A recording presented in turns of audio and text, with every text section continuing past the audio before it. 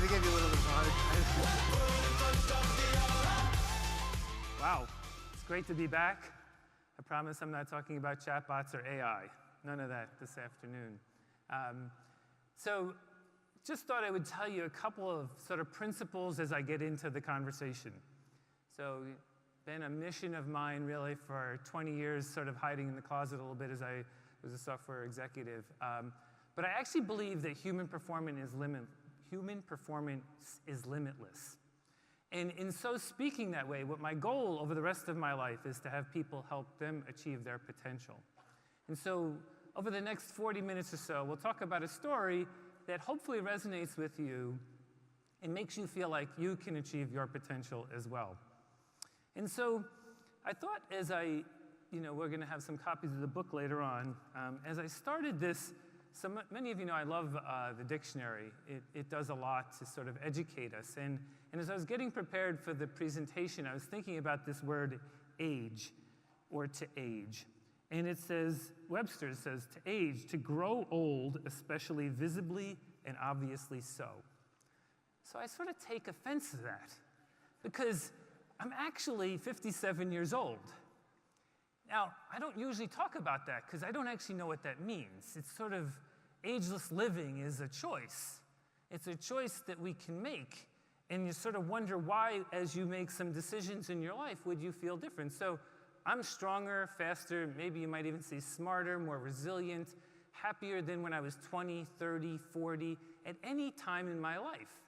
And so I sort of wonder, how did I get to that place if indeed at 57 you're supposed to be old? Right? I'm going to be 60 soon. That's ridiculous, right? Because at this point in your life, you wouldn't actually be able to do some of the things we're going to talk about.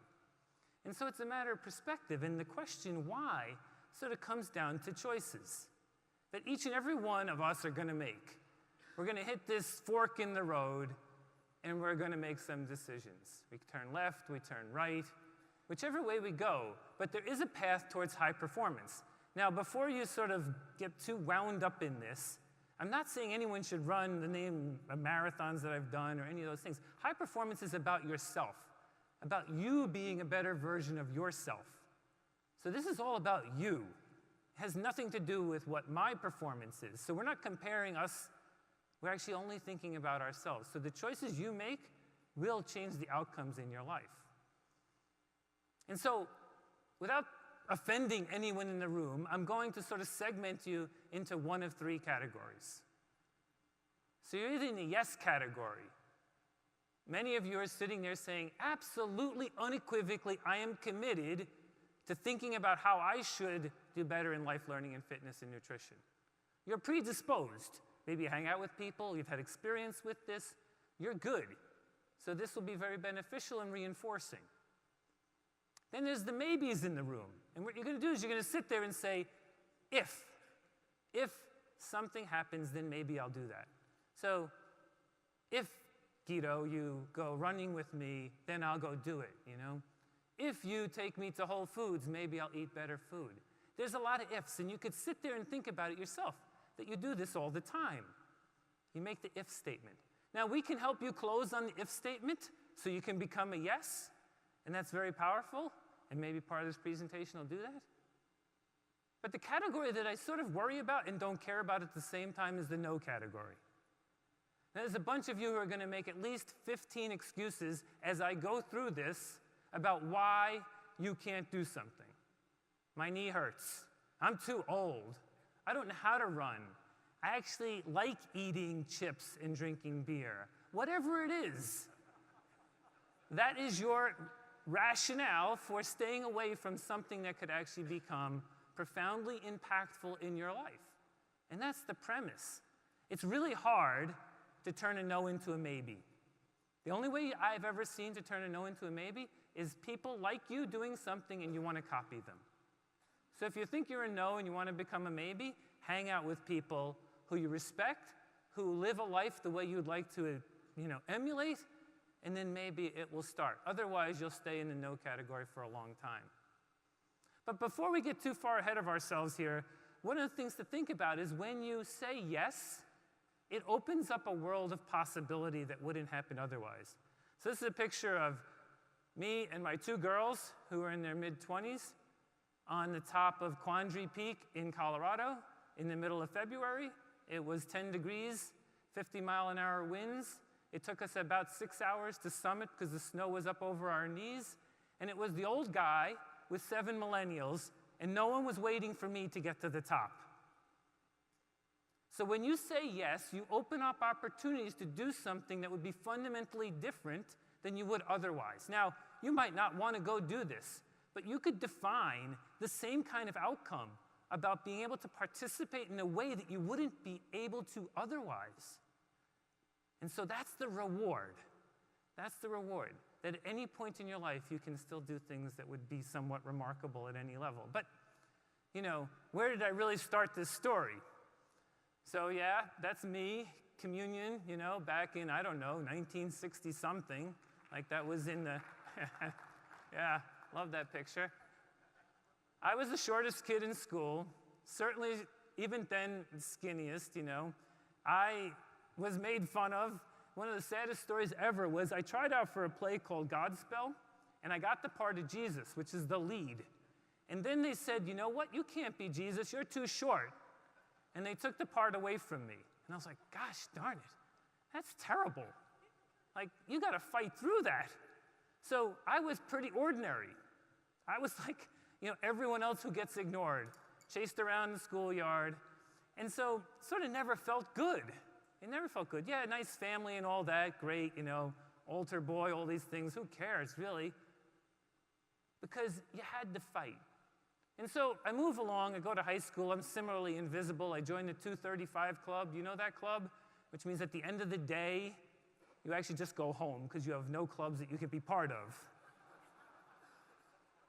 No sports, no nothing. I was in the 235 Club. So the only thing I could figure I could go do is work because they don't have to really like you. Well, I found out that actually they didn't. So I worked at McDonald's. 1976, they opened up one of the first McDonald's in my town. It was the coolest place to go work. However, at 16 years old, sadly I hadn't hit puberty, and my voice was rather squeaky.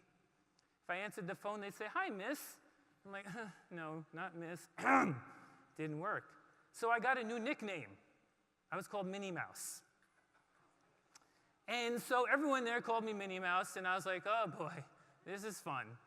So yeah, I would go into the storeroom every once in a while and just cry, and then I'd come back out steeled, and I'm like, I'm not gonna let these bullies win. And I worked there for 2 years, and after a while, what you realize is that bullies actually go away if you stop responding. And so I realized that the only way I was gonna get through all this stuff was to fight harder than anyone else. I was not going to sort of let anyone win. And so I got this mindset that said, you know what, it doesn't sort of matter how you think, I'm gonna think about this my way. So the start started with this thing. Now, it's easy to write a slide, this is mindset. When I was 16 years old or 20 years old, I don't think I was thinking mindset. But what I was starting to do was work on a circumstance that would give me the outcomes I wanted. So now, you wouldn't be surprised that I actually wasn't invited to any of the parties either. Okay, so no girlfriend in high school, didn't go to any of the parties. I'm like, well, gosh darn it, how could you go to a party if you're not invited? Well, why don't you start having them? So I started having the parties and everyone came. I actually became a pretty good cook. I started cooking food for people. They started showing up. I started turning it completely around. I wasn't sort of waiting for the invitation, which is what we tend to do. Not only do we wait for the invitation, we wait for permission. Someone lets you do something? Gosh darn it, we don't need to ever get permission. Who are we asking permission for or for what? Just decide to go do it. What's going to happen? Someone going to say no?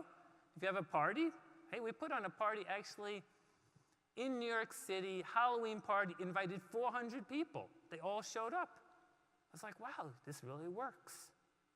And then we also get stuck on this thing that I imagine this might happen. Well, that's a good place to start. But we characterized in the book this idea that you start with a dream, but then you have to plan it. The hard part where we all sort of get lost is you got to practice it, and then you can go do it. If you put that methodology into your life, remarkable things happen. But I want to revisit this one point again. So back to Webster's. I've tried to petition them to take this word can't out of the dictionary, because actually it has no functional purpose. To say can't means you've decided before you tried whether or not something's possible. Now, why would you do that? It seems actually irresponsible to do that, because why would I decide if I couldn't run a marathon, or I couldn't have a good job, or I couldn't be a good spouse, or any of those things? Because you don't know until you go try. So I actually believe that you should throw that word out. Now, you won't do something is okay. I won't go and do that is okay, because then you're taking responsibility. So I'll give you that word, won't, but I won't give you the word can't, because it seems to get in the way of all the things you might want to do.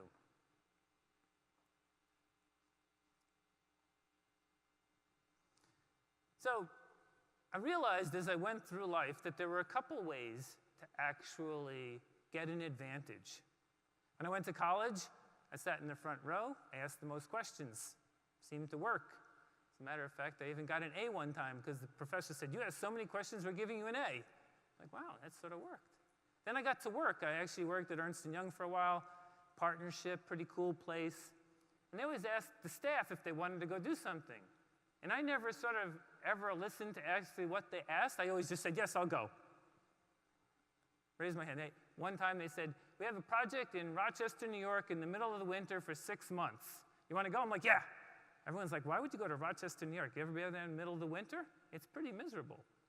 But what I found over time was not only did I get into better projects, the partners started loving me, because like, that guy is easy to work with. He just says yes to anything. And so they kept on pulling me into more. And I realized that I actually didn't need anything other than just to raise my hand and say, "Yes, I'll do that." And so now all the secrets were starting to show themselves. It didn't matter how much money I had, what my diploma was. I was making other people's lives easier. And by doing that, I was actually on the right projects, and I got smarter and more experienced. And then people got to know me, and then they asked me to go on more projects. And before I know it, I actually made partner in the firm. And I started making a lot of money. And I was like, wow, this is really working. Doing great work, traveling around the world, getting paid a lot, join the country club, get the BMW, the big car. My God, it was all going beautifully. And then I realized, at 40 years old, that I was in the greatest rut of my life. Everything that I had sort of hoped for would happen, happened. And I'm like, now what? What do you do for the next 50 years? Like, that's it? It can't be it. I mean, like, it just can't. There has to be more. But I wasn't sure what more was going to be, because it wasn't actually that satisfying. When I got there, I was like, empty. I was working 100 hours a week. It was all working, but as the measure of everyone else, not how I felt. And then it sort of even got a little worse. We had this event, sort of like this. And on the last night, at some point in my life, I was a good beer drinker. And we're drinking beer, and everyone started arm wrestling. Don't ask me why. I think that might be what beer does to you. So I started arm wrestling this guy, Gary. Now, Gary was not actually known to be a very strong guy, and he beat me. I was like, okay, come on, Gary, let's try it again. So he says again, and I lost twice in a row. And I walked out of there, and I walked back to my hotel room. And I said, that's it.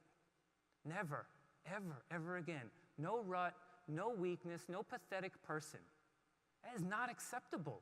How did I get so weak? How did I allow this to happen to me? That wasn't the plan. I'm 40 years old. This is just ridiculous.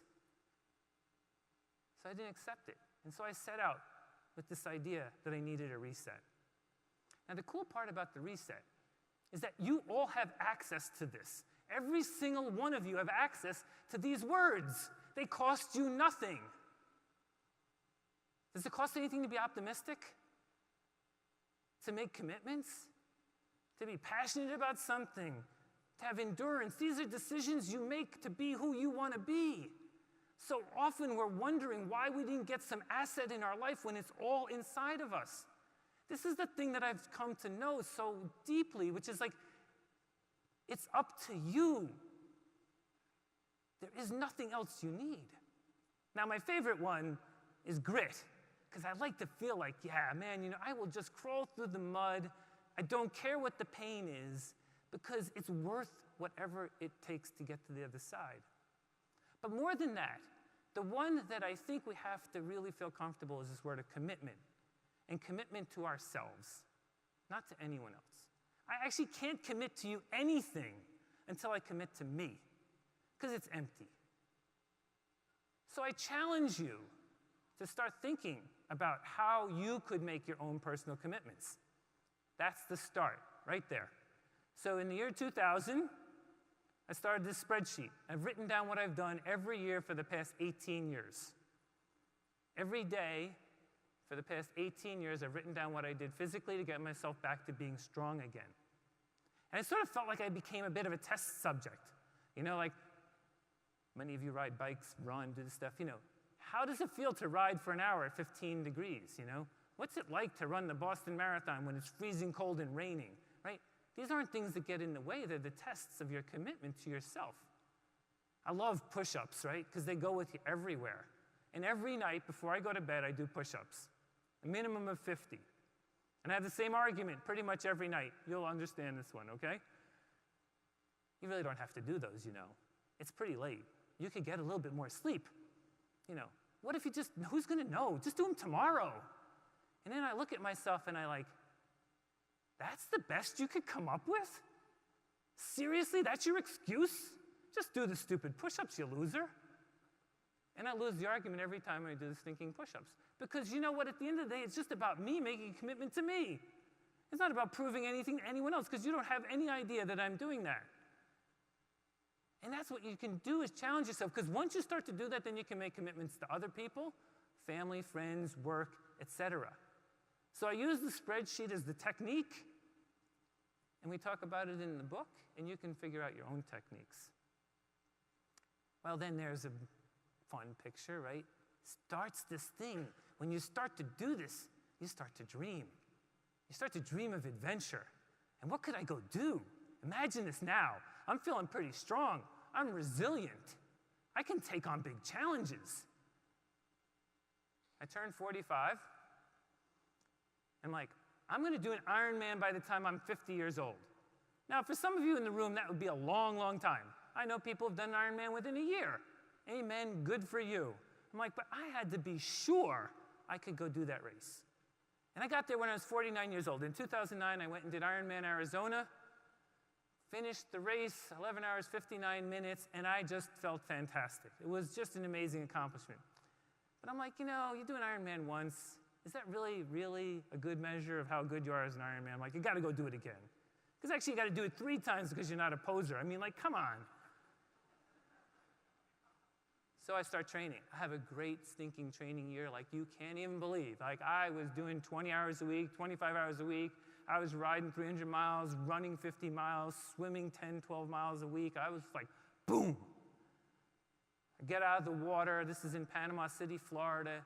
Beautiful course. Swim was fantastic, my best swim ever. I get on the bike. I am riding like a bullet train.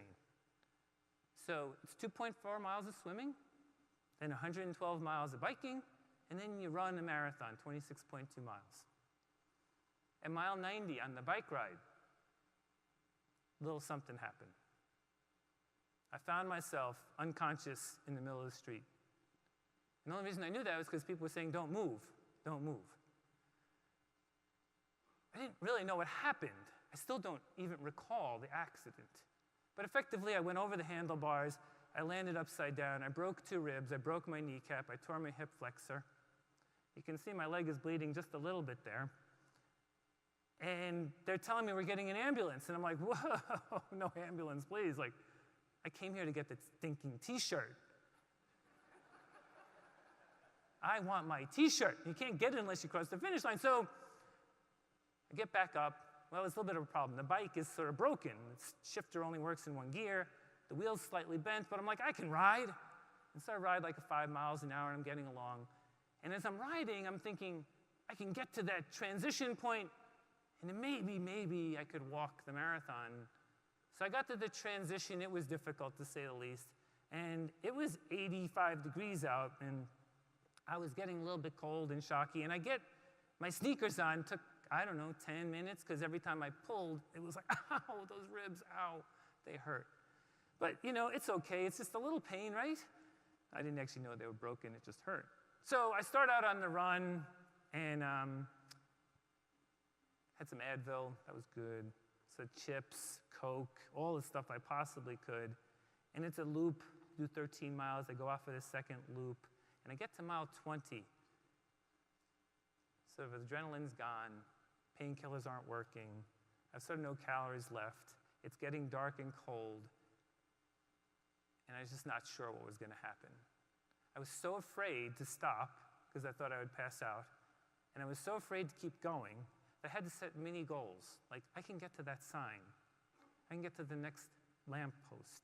And I kept going, mile 21, 22, 23.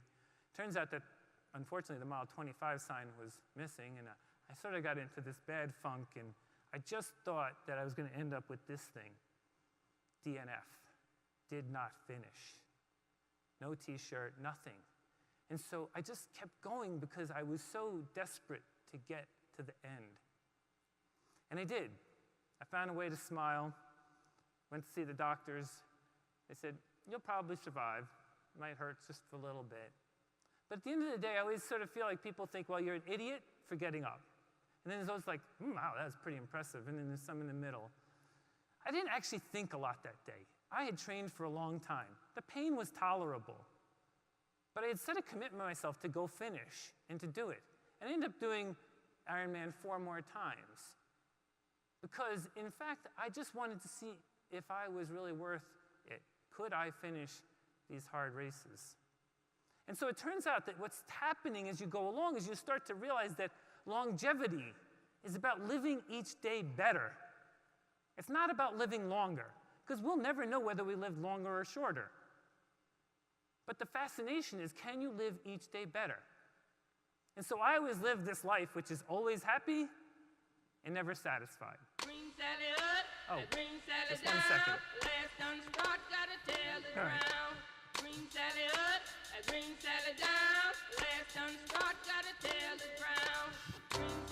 All right, sorry.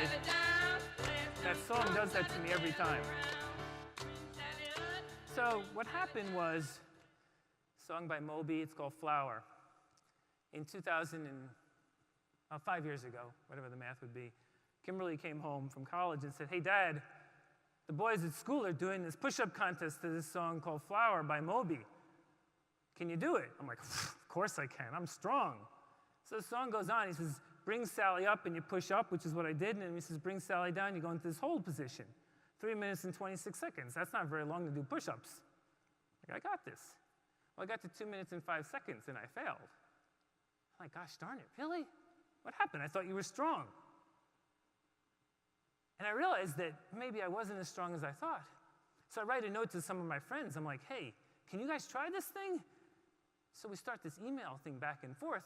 And what happened was we started this conversation, which is what really birthed the high-performance life, which was we realized that we actually had to really start to share knowledge. We had to share sort of the spirit of this, build a community, start focusing on some of the levels of fitness, some of the levels of life, some of the levels of learning. And so I started blogging. I never thought I'd be a blogger. I'm sure some of you blog. Some of you have never considered it. But you know what being a blogger is about? It's actually, and I do it every day, I've written every day for 5 years, which is actually harder than doing push-ups every day for 5 years. So if you want to take a challenge, I'll meet you in 5 years, and if you've written every day, I will be very impressed. Because you don't actually write for anyone else. You write for yourself. Because you don't know if anyone's reading it, and you actually don't care. But what it does is every day, at the end of the day, because I usually write about 10 o'clock at night, it makes you go to a positive place, because you're not going to write some rants. No one's going to read them anyway, and you don't want to. So every day, I get to write about this sort of fascinating moment in my life. And so I've been exploring for a long time all these different elements of what is human potential about. And so when you do that, right, there's a couple things that happen. You find people you admire. And the guys that I really admire are the Navy SEALs. Now, sadly, I found out about them when I was too old because I might have wanted to try to see if I could become a SEAL. But they do a couple of things that are just remarkable, right? And they're all about getting mental balance to be able to perform under the most ridiculously, seriously dangerous circumstance. So they say what you need to do is to be comfortable when you're uncomfortable. Because if you can do that, then you can perform at the top level. Because the minute discomfort happens, what happens? We back away, right? We just don't want discomfort. And instead, you should step into it. Now, the only way to sort of learn about this is to practice it. So put yourself in an uncomfortable situation. One of the favorite ones is to take cold showers every morning. There's a 30-day cold shower challenge. It will level every single one of you in this room. You will not do it. I'll bet you all $1,000 if we came back in 30 days, you couldn't do it. Because it's so scary, so uncomfortable, right? So I can't do a cold shower with you guys. But what I thought I would do is demonstrate what it feels like to do something live that's uncomfortable. Okay? So here we go.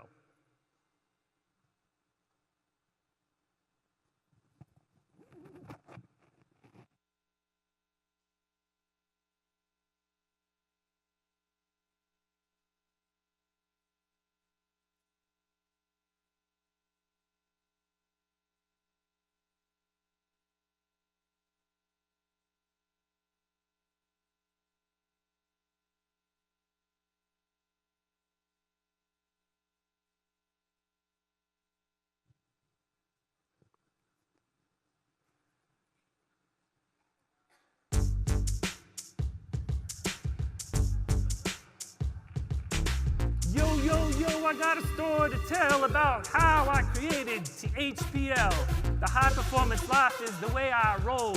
It gives me a life of purpose and soul.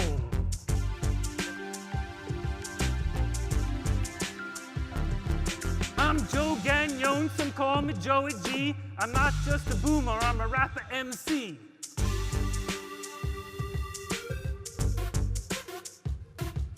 THPL, the high performance life, it's for those who want more than struggle and strife, or a wife who's pretty and a fancy car, big house, 2 kids that'll take you far.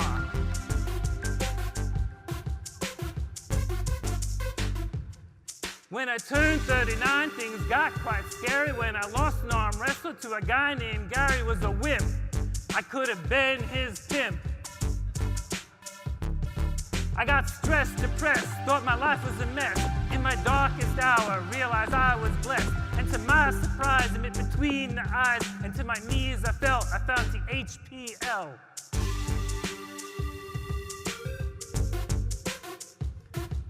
THPL is the way to be if you want a life that's noteworthy.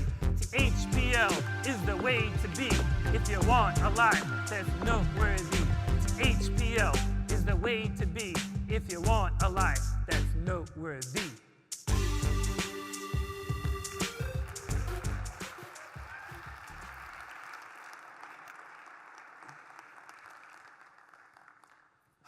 Now, please tell me no one's heart's racing as hard as mine. If you don't feel uncomfortable in that moment, right, you can't do and get your brain to operate in the way that, my slide will get there. Anyway, what happens is that the neurotransmitters turn on in a way that's impossible to simulate unless you go and do something like that. Put yourself in a really uncomfortable circumstance and try to perform. Now, admittedly, I did practice that a lot. And we know I'm not going to give up my career to become a rapper. That's okay.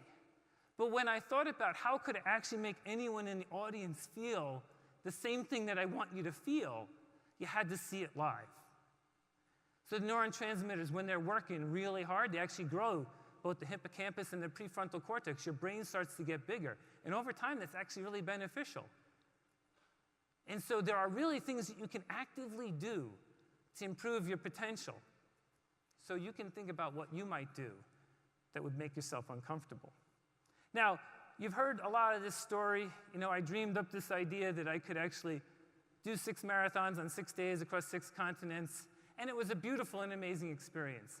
But really what I found in it was less about me and more about the people. So there's people in this room who are just remarkably supportive of this event. Every place that I went, people actually themselves did more than they thought they could. It was like they became kids again. You know, it was like being 14. It was like doing something fun, being part of something bigger than themselves. And that was what was amazing. And I kept finding more and more. And then it affords you the opportunity to do something like this, which is we actually raised some money. And we started giving it to kids who live in poverty, to give them an education. And so you can actually start to even go bigger, right? And you're like, wow, this is pretty remarkable. I didn't ask any permission to go do this. I actually just set out on a mission. And with the resources that we all have available to us, we can do this. And we can actually not just make something great for ourselves and for other people who are similarly fortunate, we can help people who are of less fortune. So last year wasn't really tough enough to do all the marathons and around the world. And I found myself sort of staring down an opportunity to take it up one more notch in September of last year. And so I signed up for this race called the Tahoe 200. They should have called it the Tahoe 205 because it was 205 miles, and gosh darn it, I don't know why they had to add those 5 miles at the end. But that's what it looks like. There wasn't really anything flat. You started on Friday morning, and I sort of ended on Tuesday morning. And it was hard, you know. It started off where the first night I slept an hour, and the second night I slept an hour, and then the second night when I was wandering around the woods, hallucinating, just praying for the sun. It's freezing cold. I just kept on saying, oh God, I can get to the end. And then the rocky terrain got a little messy, and I turned my ankle probably 17 different times, and I had 14 different blisters, and I just kept going. And I got to mile 200, which is somewhere on that last big peak, and we're going up the hill with my pacer, an amazing friend.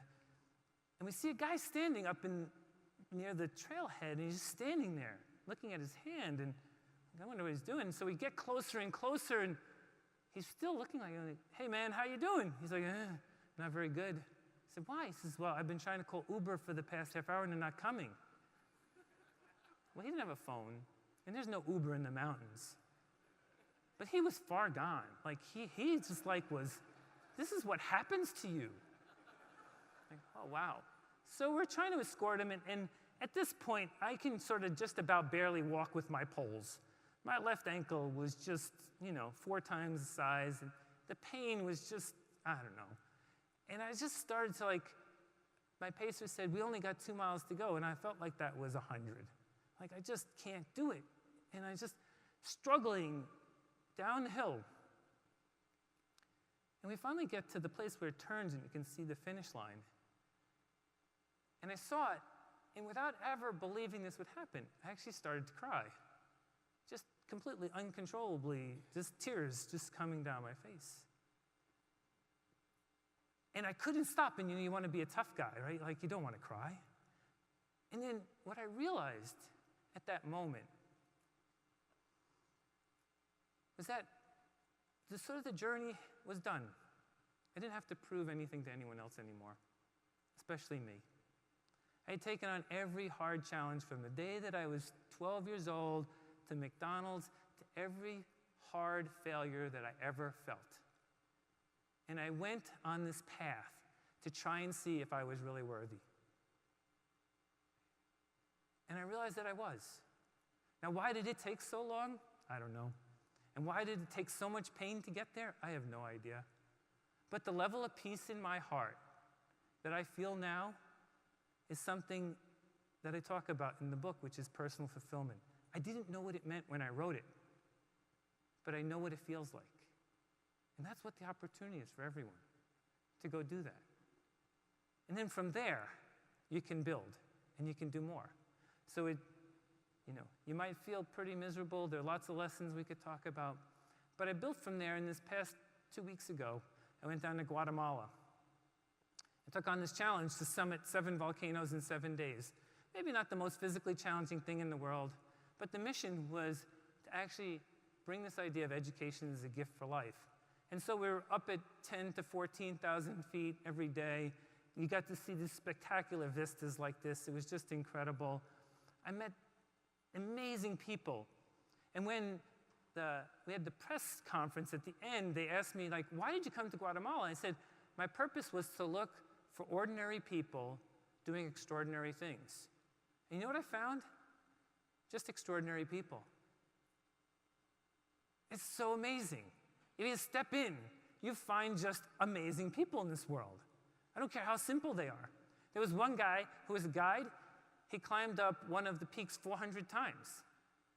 He's not celebrated. He's just a regular guy. But he's doing extraordinary things, and so it was really amazing. So we have this idea that education is a gift for life. So starting to connect and giving back, and once you get to that moment of clarity in your life, you can actually start to bring it back to life for everyone else. And then you just can't not love people like this. The family brings us in and cooks food for us.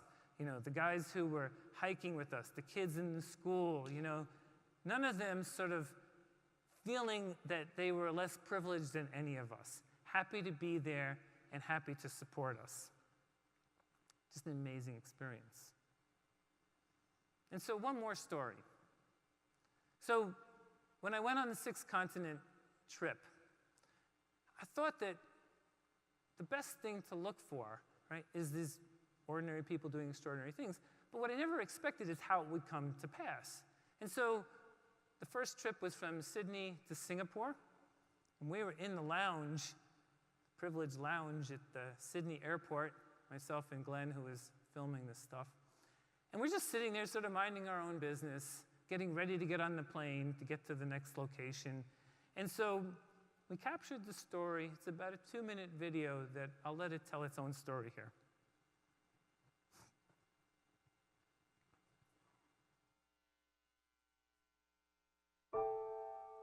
In the lounge, admittedly, sort of being taken care of nicely, and we're sitting next to this family of 3, a woman and her 2 kids, and they're probably in 9th and 8th and 9th grade. And it was very clear the boy was looking at us because he's playing around with his equipment, and I'm opening my bag, and I got all this stuff. And so finally he goes to the bathroom, and the mother says, "Can we just ask you what you guys are going to do? Because my son thinks you're doing something like the 7 summits." I said, "Well, sort of like the 6 marathons." And so he comes back, he says, "You got to hear what they're doing." So the boy is just fascinated, but then the young girl is also similarly fascinated. We got just some amazing interviews with. So I want to work at either Den Haag in Holland, which is the International Peace Palace, or my brother's filming me, or the United Nations in New York. It sort of makes you think that you can do things that that's beyond your comfort zone. It's not what you normally do in 6 days of your life. It's stretching yourself to do something different and something new and to accomplish a goal. So we're done, we say goodbye, we go down to the gate, and we're waiting on the line to get into the flight. I'm standing there, and the young girl comes over. She's 12, 13 years old. And she walks up to me, she said, "I'm very worried about you." She said, "I'm sitting in business class, and I'd like to give you my business class seat, and I'll sit in coach where you're sitting." I never met these people. I've met them for 1 hour, and you're gonna, we know friends who wouldn't give you your business class seat. Your brother probably wouldn't. And this total stranger, a 13-year-old, worried about this person she never met because of what I was setting out to do, is exactly what I wanted to find. Yeah. That is like a story for the rest of my life. That is what the world will do for you. It conspires in your favor when you put yourself into it.